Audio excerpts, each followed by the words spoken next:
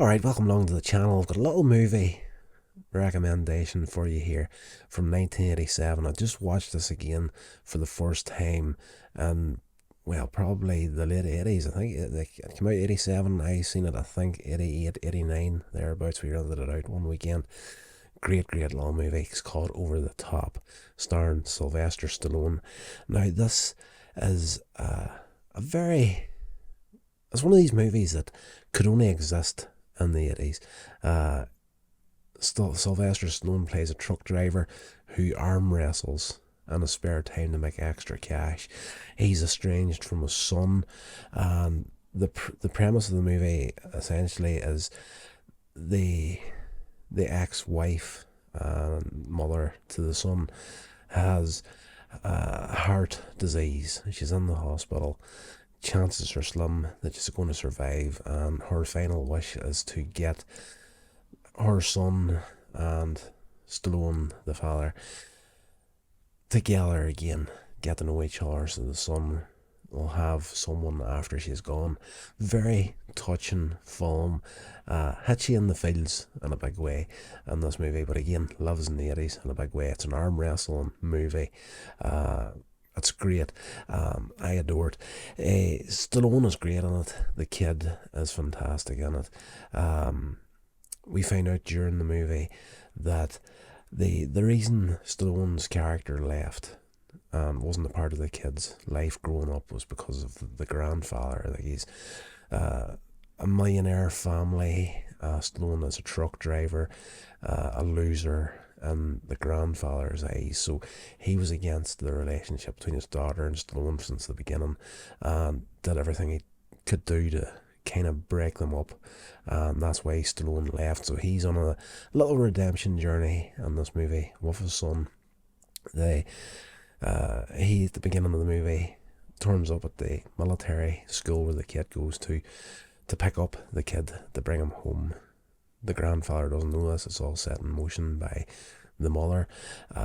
She's in the hospital, so they get a bit of bonding time as they're travelling across country to get the kid home. But unfortunately, spoilers, along the way the mother loses her battle against heart disease and dies, and this drives a bit of a wedge once again between father and son because of the Stallone's character didn't turn up to drive him across country. He could have gone to a plane at the expense of his grandfather and got to meet his mother one more time before she passed. So there is a great little heartfelt story in here of these two people trying to reconnect once again. But when the kid runs away from him and hides with the grandfather, Stallone ram raids the grandfather's home using his truck to try and get his son. We do find out that Stallone's character does have the legal ground here whenever it comes to the rights to the son. The grandfather's got absolutely no rights whatsoever. Whenever the mother passes, the kid should go to the father, Stallone.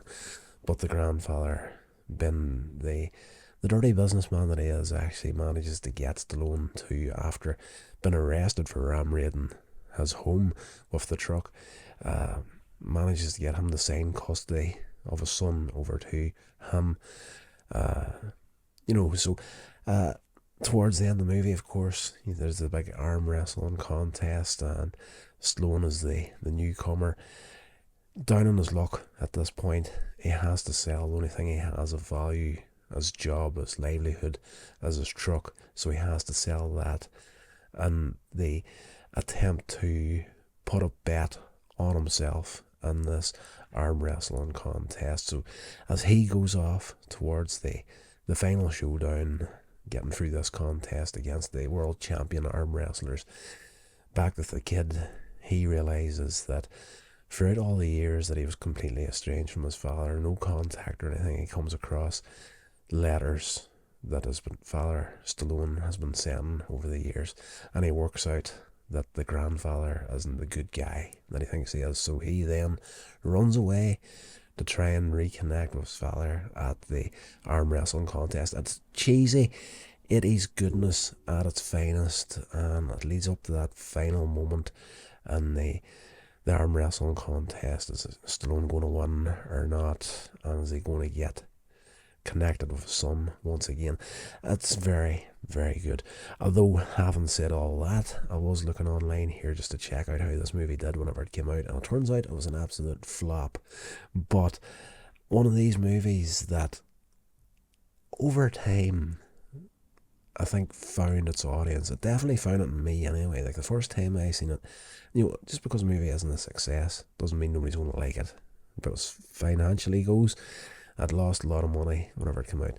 A budget of $25 million at the box office. It only made 16 million, so not a success by any stretch of the imagination. A failure, 100%. But the acting in this, as when you think of Sylvester Stallone and a role where a lot of emotion is in there, you think to yourself, he's either going to hit or he's going to miss completely. But for me, Stallone, whenever he gets into, he is very good at the emotional moments and a lot of stuff, and he hits the nail right in the head with this movie.